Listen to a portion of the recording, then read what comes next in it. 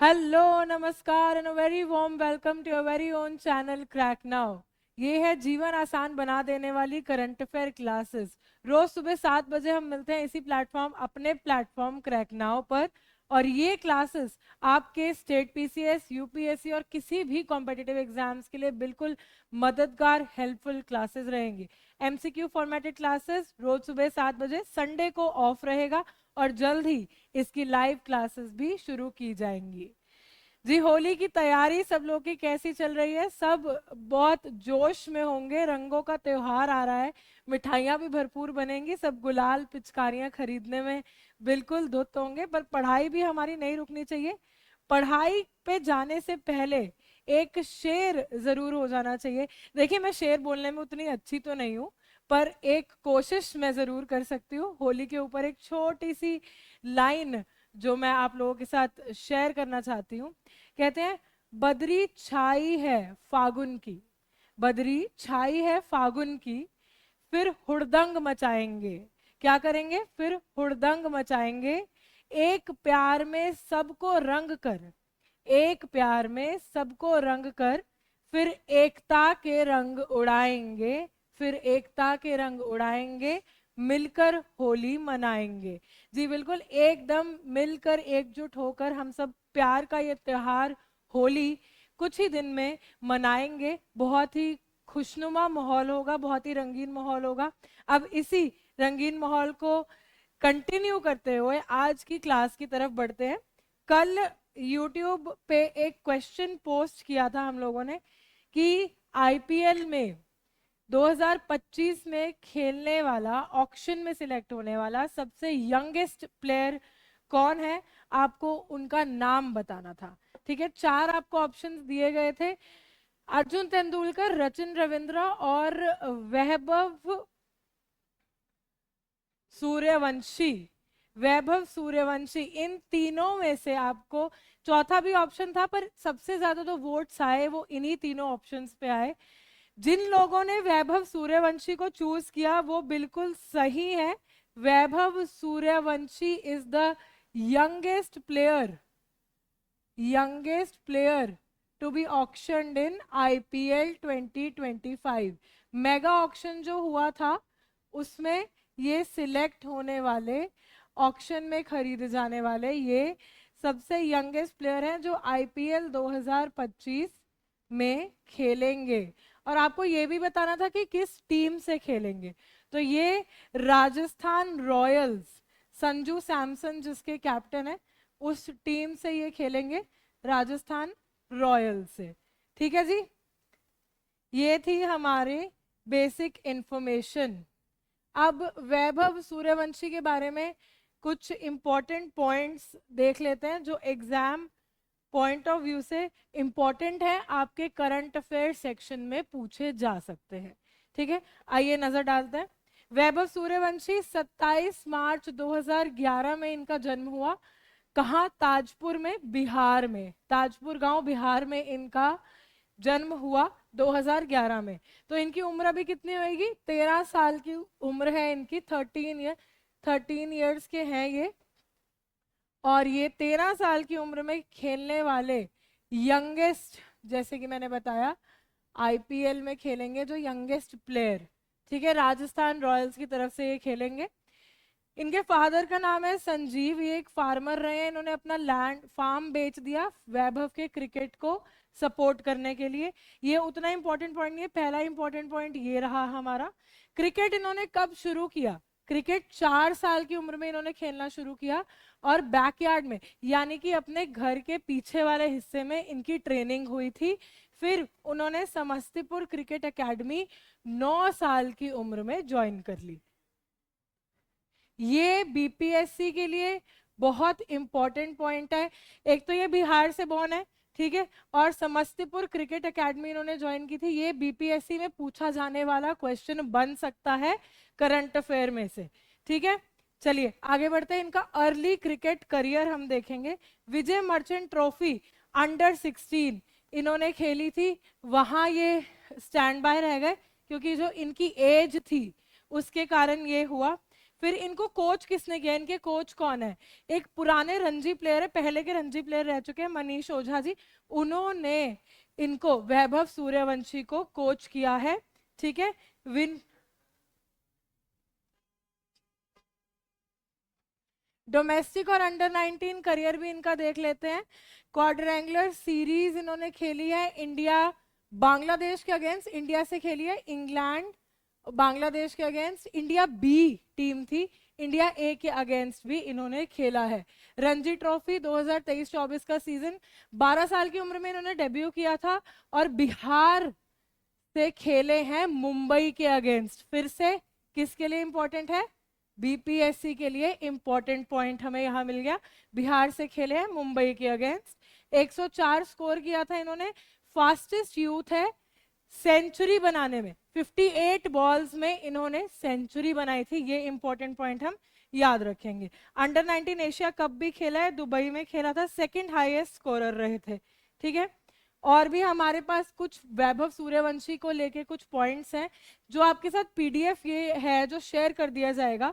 अब इसमें हम इंपॉर्टेंट चीज ये देख लेंगे कि ये आईपीएल 2025 में खेल रहे हैं राजस्थान रॉयल्स में। ठीक है, यंगेस्ट प्लेयर है, 13 साल की उम्र में शॉर्टलिस्ट होने वाले, 1.1 करोड़ में राजस्थान रॉयल्स ने इनको इस ऑक्शन में खरीदा है।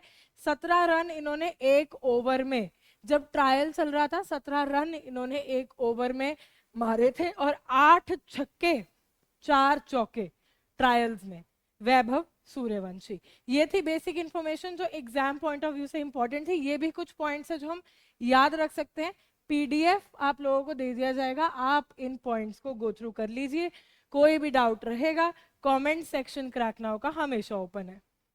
चलिए बढ़ते हैं पहले करंट अफेयर की ओर। Consider the following statements regarding India AI missions compute portal.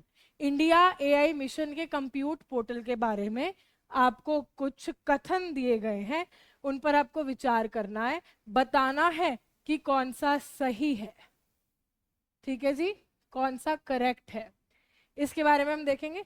चार आपको यहाँ तीन आपको यहाँ स्टेटमेंट्स प्रोवाइड करी गई हैं, तीनों पे एक एक करके नजर डालते हैं। It provides access to over 18,000 GPUs for AI research and development. ये एआई अनुसंधान और विकास के लिए 18,000 से अधिक जीपीयू तक पहुंच प्रदान करता है। ये आप लोगों का पहला कथन यानी पहली स्टेटमेंट। दूसरा, the portal is exclusively available to private corporations. Portal विशेष रूप से निजी निगमों के लिए उपलब्ध है, ये दूसरा स्टेटमेंट है।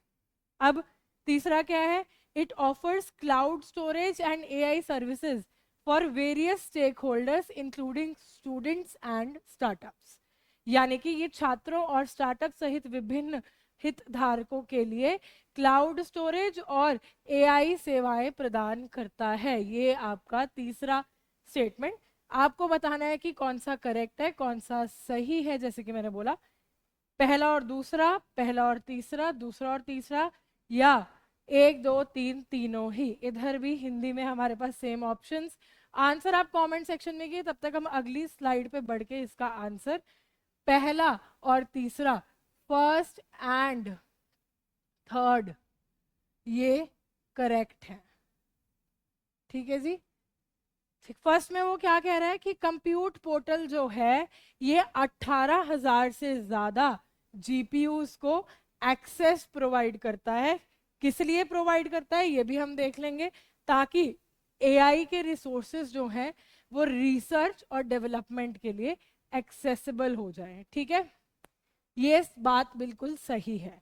अब तीसरी बात भी बिल्कुल सही है। तीसरी बात में वो क्या कह रहा है कि क्लाउड स्टोरेज और एआई सर्विसेज इनोवेशन को सपोर्ट करने के लिए multiple sectors, various stakeholders, जो हमने वर्ड पढ़ा था, वेरियस स्टेक होल्डर्स, हितधारक, उनको ये प्रोवाइड करता है।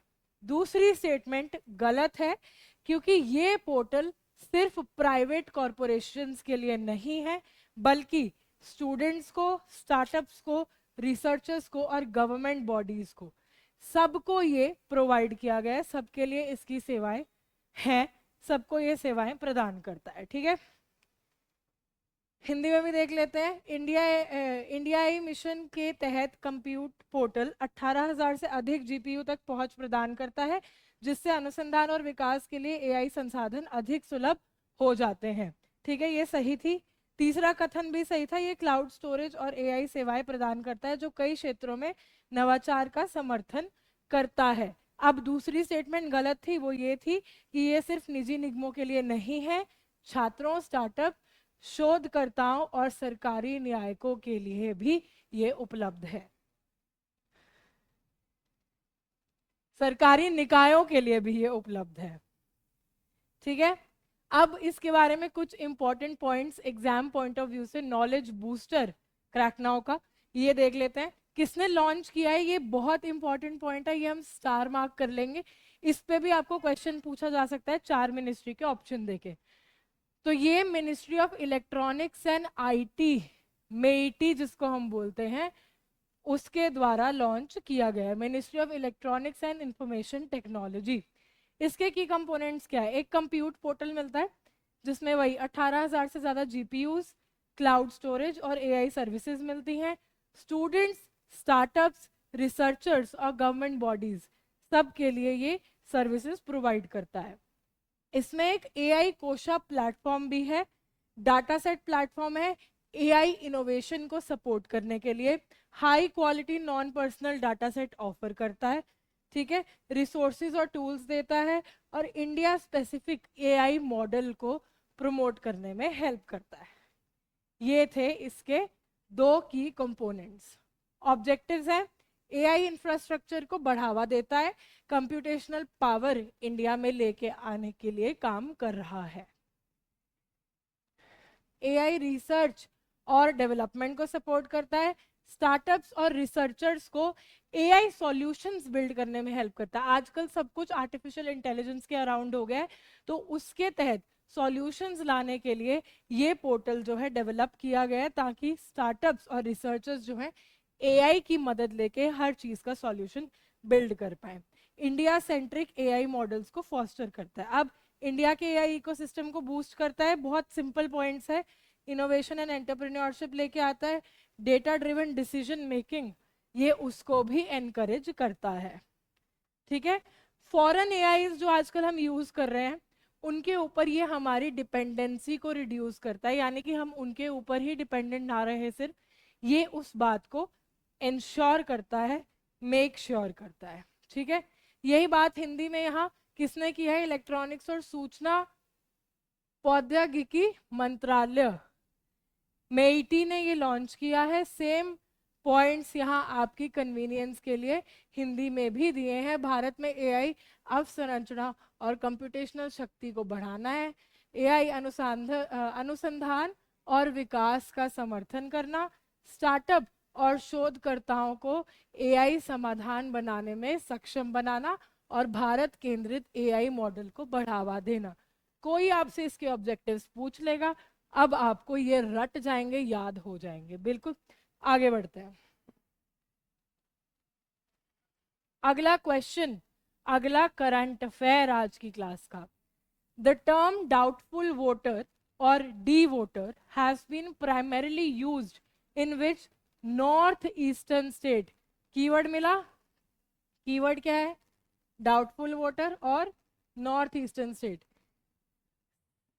संदिग्ध मतदाता या डी वोटर शब्द का इस्तेमाल मुख्य रूप से किस पूर्वोत्तर राज्य में किया गया है।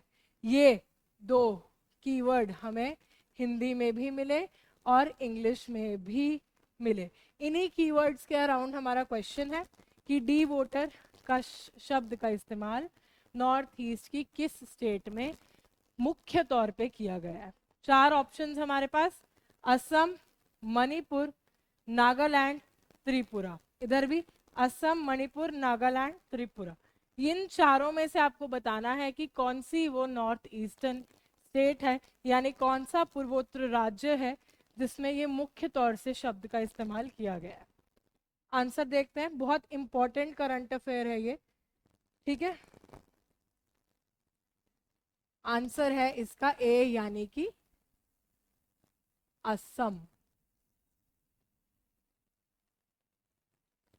असम में इसका इस्तेमाल मुख्य तौर पे किया गया है। The term doubtful voter, D voter इसकी शॉर्ट फॉर्म है, is specific to Assam and was introduced by election commission of India. कब इंट्रोड्यूस हुआ था? 1997, 1997 में। It refers to individuals whose Indian nationality is under question, यानी कि क्वेश्चन मार्क है nationality पे, नहीं पता कि वो इंडियंस हैं या माइग्रेंट्स हैं। ठीक है, तो इस उनको इंडिविजुअल्स को रेफर करता है जिनकी इंडियन नेशनैलिटी क्वेश्चन पर क्वेश्चन मार्क है और जिनके केसेस फॉरेनर्स ट्राइब्यूनल के अंडर पेंडिंग है, पेंडिंग केसेस फॉरेनर ट्राइब्यूनल के अंडर। डी वोटर्स जो हैं वो वोट भी नहीं कर सकते और इलेक्शन लड़ भी नहीं सकते जब तक उनका सिटीजनशिप स्टेटस रिजॉल्व नहीं हो जाता, यानी कि जब तक ये नहीं पता लग जाता कि वो इंडियंस हैं या नहीं है। ठीक है, संदिग्ध मतदाता शब्द असम के लिए विशिष्ट है और इसे 1997 में भारत के चुनाव आयोग द्वारा पेश किया गया था। इसका तात्पर्य उन व्यक्तियों से है जिनकी भारतीय राष्ट्रीयता सवालों के घेरे में है और जिनके मामले विदेशी न्यायाधिकरणों के समक्ष लंबित है, न्यायाधिकरणों के समक्ष लंबित है। ये पॉइंट्स थे। अब इसका नॉलेज बूस्टर देख लेते हैं। डी वोटर्स जिनकी इंडियन नेशनैलिटी अंडर क्वेश्चन है, केसेस पेंडिंग है फॉरेनर ट्राइब्यूनल।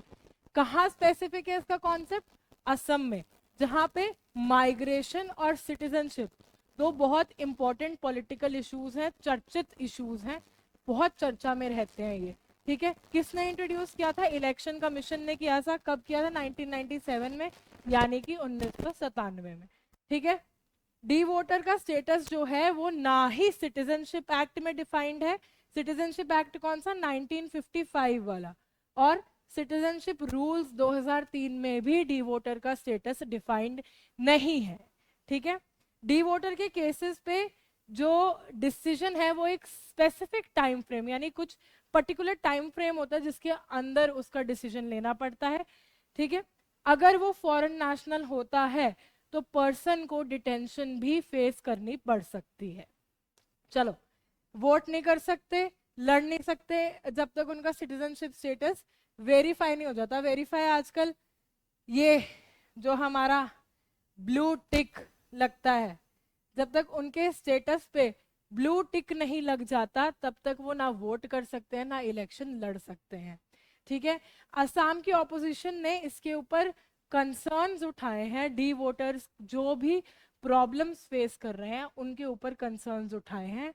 डिमांड क्या है कि एक ही डिटेंशन सेंटर है उसको भी बंद कर दिया जाए असम में।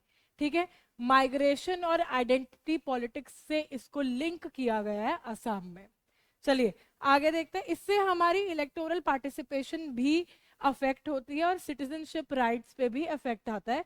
ये इंपॉर्टेंट है और ये मेजर पॉलिटिकल राइट्स और ह्यूमन राइट्स इशू बन चुका है असम में। इसी को हिंदी में एक बार दोहरा लेते हैं फटाफट।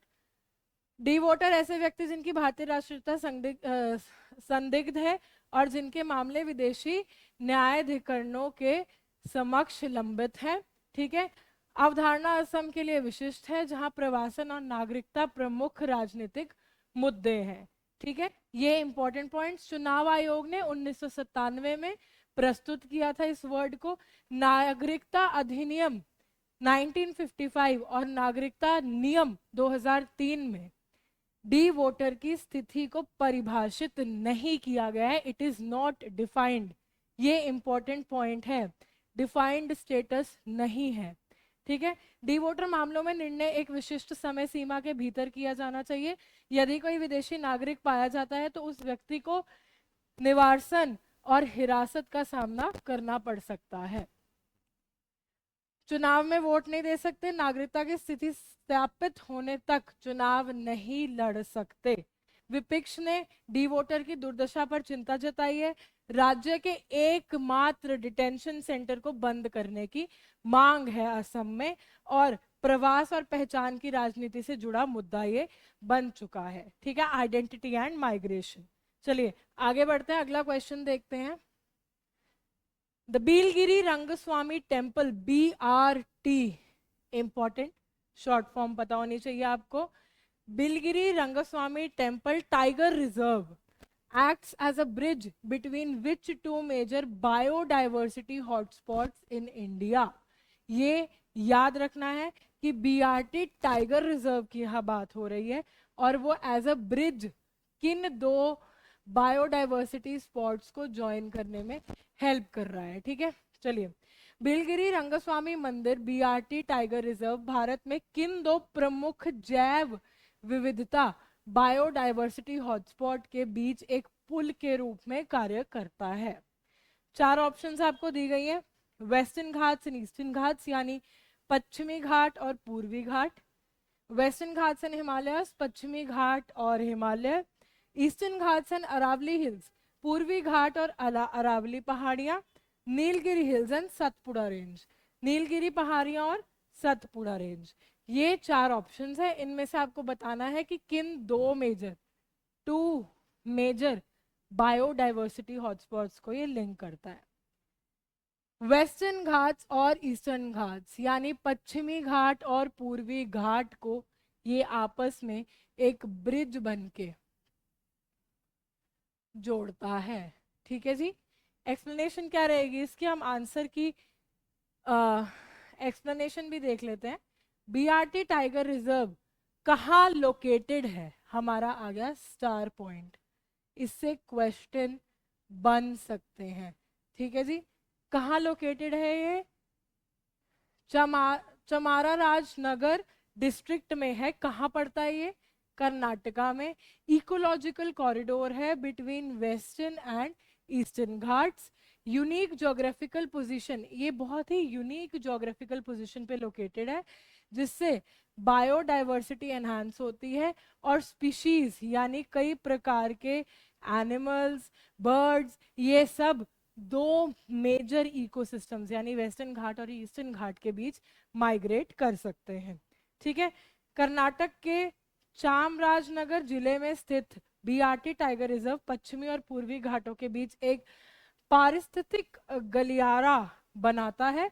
ये अनूठी भौगोलिक स्थिति इन दो प्रमुख पारिस्थितिक तंत्रों के बीच प्रजातियों के प्रवास की अनुमति देकर जैव विविधता को बढ़ाती है।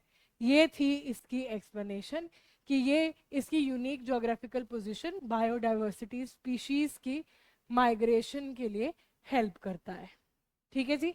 स्टार मार्क पॉइंट हमारा यही रहेगा कि किस स्टेट में है, तो कर्नाटका में है। देख लेते हैं इसका general overview, knowledge booster. Chamarajanagar district Karnataka में लोकेटेड है, ब्रिज है वेस्टर्न और ईस्टर्न घाट्स के बीच, ये हम पढ़ चुके हैं। अब तीसरा पॉइंट जो आने वाला है ये, जिसमें मैंने स्टार लगाया कि ये टाइगर रिजर्व कब डिक्लेयर हुआ, 2011 में डिक्लेयर हुआ। इंपॉर्टेंट पॉइंट है, ठीक है।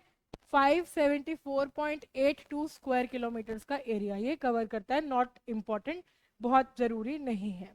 बिलगिरी का मतलब होता है वाइट रॉकी क्लिफ यानी वाइट पत्थर से बनी हुई थोड़े से ऊंचे पहाड़, referring to the prominent landscape feature. Rangaswamy temple के के पीछे इसका नाम रखा गया है और रंगस्वामी टेम्पल भगवान विष्णु को डेडिकेटेड है जो इस चोटी पर लोकेटेड है, ठीक है जी। स्पीशीज माइग्रेशन फैसिलिटेट करता है, जेनेटिक एक्सचेंज फैसिलिटेट करता है वेस्टर्न और ईस्टर्न घाट्स के बीच। बहुत सारे फ्लोरा एंड फौना जिसको प्रजातियां भी कहा जाता है, फिर वही स्पीशीज, ठीक है। Flora and fauna including tigers, elephants और एंडेमिक स्पीशीज यानी कि जो खत्म होने वाली स्पीशीज हैं उनके लिए ये एक घर है, आवास है, ठीक है। ESZ रेगुलेशंस है इस पे। ESZ मॉनिटरिंग कमेटी का डिसीजन है कि कमर्शियल कंस्ट्रक्शन इस एरिया पे कोई भी नहीं की जाएगी और ह्यूमन एक्टिविटीज जो हैं वो रेगुलेट कर दी जाएगी ताकि ये वाला जो एरिया है वो खराब ना हो, डिग्रेड ना हो। कंजर्वेशन के लिए बहुत इंपॉर्टेंट है क्योंकि इकोलॉजिकल बैलेंस मेंटेन करता है। हिंदी में भी इसके फटाफट से पॉइंट्स देख लेते हैं।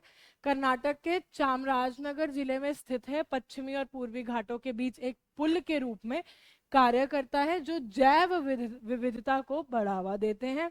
2011 में ये टाइगर रिजर्व घोषित किया गया था। मैंने पहले भी बोला, स्टार मार्क पॉइंट है। 574.82 वर्ग किलोमीटर के क्षेत्र को कवर करता है, इंपॉर्टेंट नहीं है, छोड़ दीजिए। नाम इसका और सांस्कृतिक महत्व क्या है?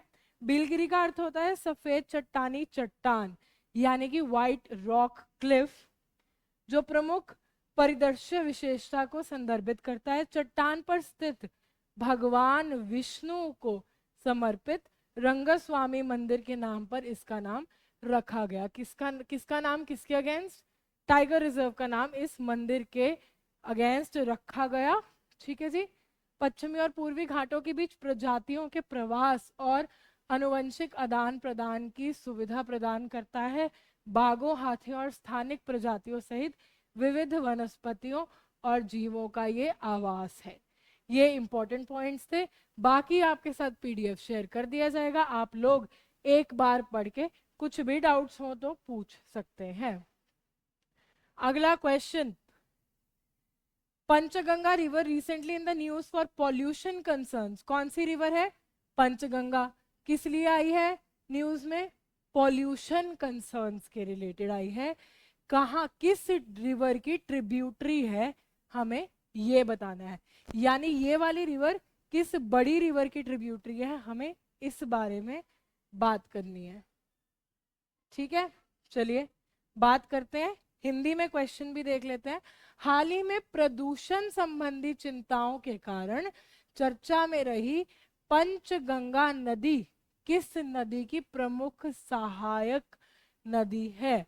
ट्रिब्यूटरी यानी सहायक नदी किस मेन रिवर की ये ट्रिब्यूटरी है, हमें ये बताना है। 4 ऑप्शंस आपको दिए गए हैं, गोदावरी, कृष्णा, तापी और भीमा। गोदावरी, कृष्णा, तापी और भीमा, ये 4 ऑप्शंस हैं।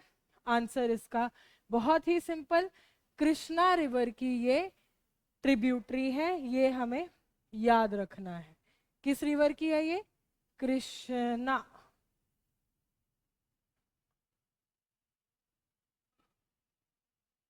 कृष्णा रिवर की ये ट्रिब्यूटरी है, यानी सहायक नदी है।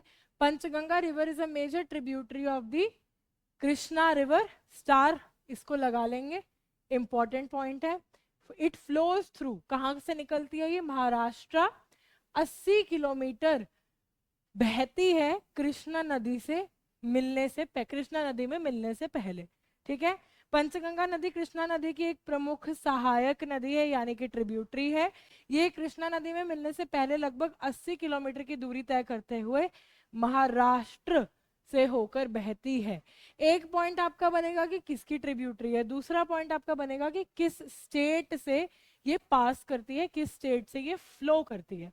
तो आंसर होगा महाराष्ट्र। इसका नॉलेज बूस्टर, मेजर ट्रिब्यूटरी है कृष्णा रिवर की, प्रयागराज संगम से निकलती है, सह्याद्री माउंटेन्स पे, कोल्हापुर डिस्ट्रिक्ट महाराष्ट्र से बहती है ये। ठीक है जी। कृष्णा रिवर में मिलने से पहले 80 किलोमीटर का डिस्टेंस ये नदी तय करती है, ये ट्रिब्यूटरी तय करती है। किस नदियों से बनी है?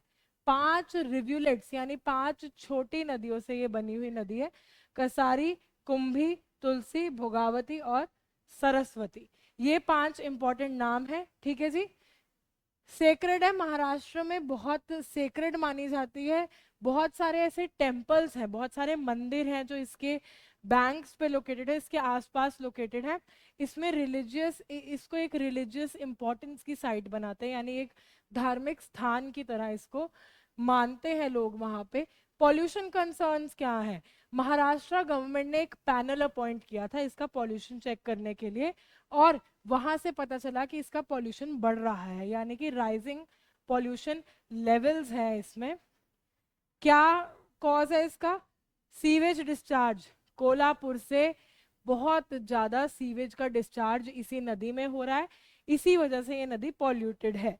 ठीक है, इससे एग्रीकल्चर, एक्वेटिक लाइफ और वाटर क्वालिटी, यानी कि हमारा पानी में रहने वाले जीव, हमारा एग्रीकल्चर और हमारी पानी की क्वालिटी, तीनों चीजें अफेक्ट हो रही हैं। हिंदी में इसका पहले इन्वायरमेंटल इम्पैक्ट देख लेते हैं। ऑर्गेनिक वेस्ट और टॉक्सिन्स का लेवल जो है वो बढ़ गया है रिवर में, और ड्रिंकिंग वाटर सोर्सेज जो है थ्रेटन होते जा रहे हैं। इरिगेशन डिपेंडेंट जो है फार्मिंग वो भी बंद हो रही है, कम हो रही है। ठीक है जी। गवर्नमेंट के एक्शन क्या है? एक पैनल बनाया गया है, मॉनिटरिंग पैनल, यानी जो देखेगा कि पॉल्यूशन कितनी है और उसके लिए मेजर्स प्रपोज करेगा, उसके लिए सॉल्यूशंस देगा कि उस पॉल्यूशन को कैसे कम किया जा सकता है। सीवेज ट्रीटमेंट प्लान्स, एसटीपीज और पोल्यूशन कंट्रोल रेगुलेशंस, ये इंपॉर्टेंट है कि गवर्नमेंट ने ये एक्शंस लिए हैं। ठीक है। कृष्णा नदी की प्रमुख सहायक नदी कोल्हापुर जिले से सह्याद्री पर्वतों में प्रयाग संगम से निकलती है। कृष्णा नदी में विलय से पहले लगभग 80 किलोमीटर तक बहती है। कासरी, कुंभी, तुलसी, भोगवती और सरस्वती, ये 5 नदियों, 5 छोटी नदियों के संगम से ये निर्मित है, यानी कि उन्हीं से बनती है। 5 मेजर रिवरलेट्स। पवित्र माना जाता है, धार्मिक महत्व है इसका। ठीक है। बढ़ते प्रदूषण स्तर की जांच की, कोल्हापुर शहर से सीवेज का निर्वहन है, ये इंपॉर्टेंट रीजन है इसके लिए। और ये जल की गुणवत्ता को प्रभावित कर रही है, कृषि और जलीय जीवन को भी प्रभावित कर रही है। जैविक अस्पष्टि और विषाक्त पदार्थों के स्तर बढ़ गया है। इससे क्षेत्र में पेयजल स्रोतों और पेयजल स्रोतों और सिंचाई पर निर्भर खेती को खतरा दिखाई दे रहा है। ठीक है जी। प्रदूषण का आकलन करने और शमन उपायों का प्रस्ताव करने के लिए निगरानी पैनल की स्थापना गवर्नमेंट ने की है। किसकी करी है? मॉनिटरिंग पैनल, निगरानी पैनल की स्थापना। सीवेज उपचार संयंत्रों, एसटीपी, ठीक है, सीवेज प्लांट्स जो है, और सख्त प्रदूषण नियंत्रण नियमों की आवश्यकता गवर्नमेंट ने, सरकार ने प्रोवाइड की है। आगे बढ़ते हैं। कोई भी डाउट्स हो तो आप हमारे कमेंट सेक्शन में पूछ सकते हैं।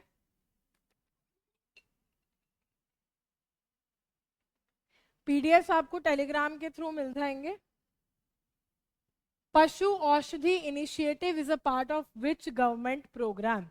पशु औषधि पहल किस सरकारी कार्यक्रम का हिस्सा है? ये आपको इस क्वेश्चन में आंसर करना है।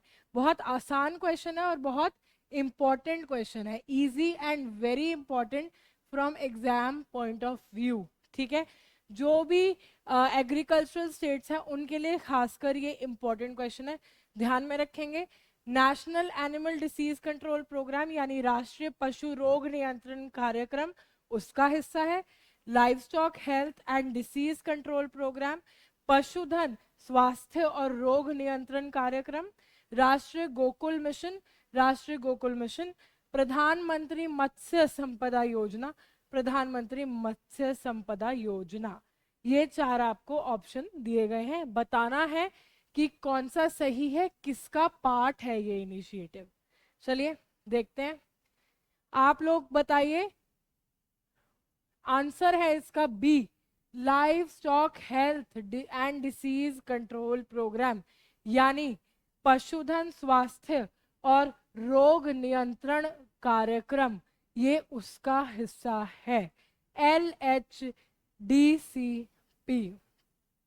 पशु Aushadhi stores are a part of the revised livestock health and disease control program.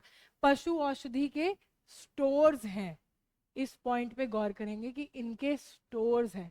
Pashu औषधि स्टोर संशोधित पशुधन स्वास्थ्य और रोग नियंत्रण कार्यक्रम का हिस्सा है। LHDCP aims to improve animal health and disease prevention. उद्देश्य क्या है इनका? पशु स्वास्थ्य और रोग की रोकथाम, ये इनका मेन मोटिव है, उद्देश्य है।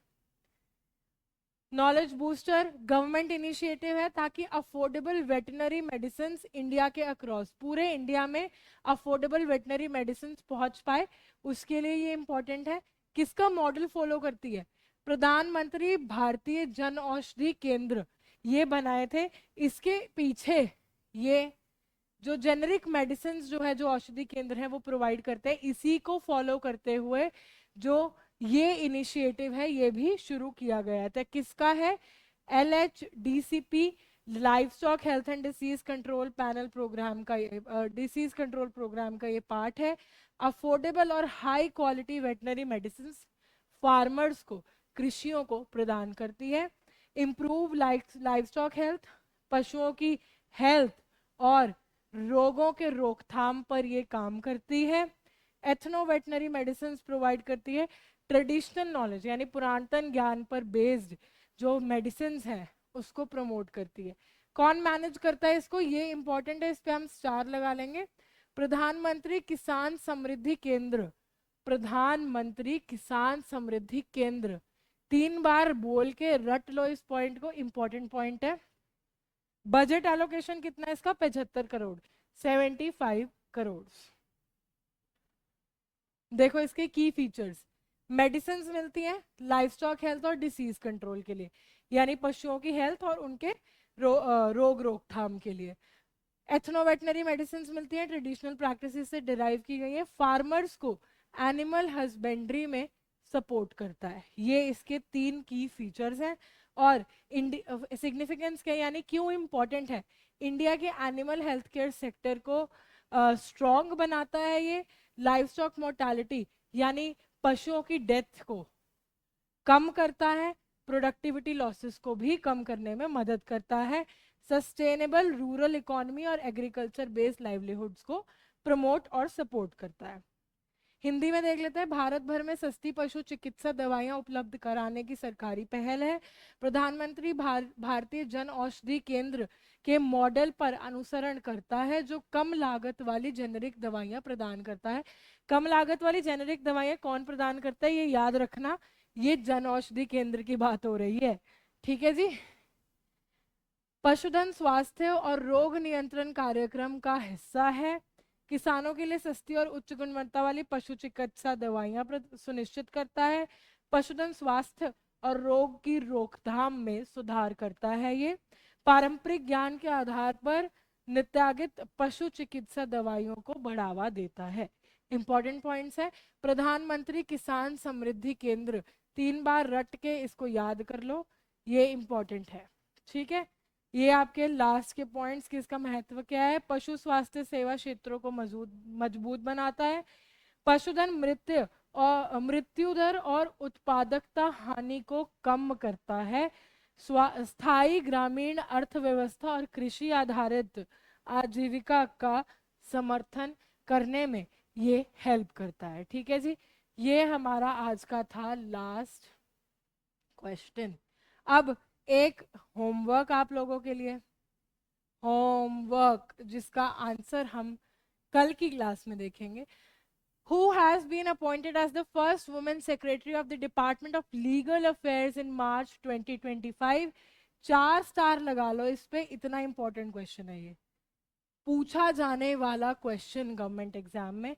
क्यों? क्योंकि फर्स्ट वुमेन सेक्रेटरी की बात हो रही है मार्च 2025 में, जब वुमेन्स डे होता है, और डिपार्टमेंट ऑफ लीगल अफेयर्स, ये याद रखने वाले हैं। ठीक है जी, 4 ऑप्शन है। मार्च 2025 में कानूनी मामलों के विभाग की पहली महिला सचिव के रूप में किसे नियुक्त किया गया है? अंजू राठी राणा, सावित्री सिन्हा, प्रीति दिवाकर और कल्पना अग्रवाल। इन चारों में से सही आंसर कमेंट्स में दीजिए, और इसका आंसर हम देखेंगे कल की करंट अफेयर क्लास में। दोस्तों, इसी के साथ आज की ये क्लास पर विराम लगाने की मुझे दीजिए इजाजत।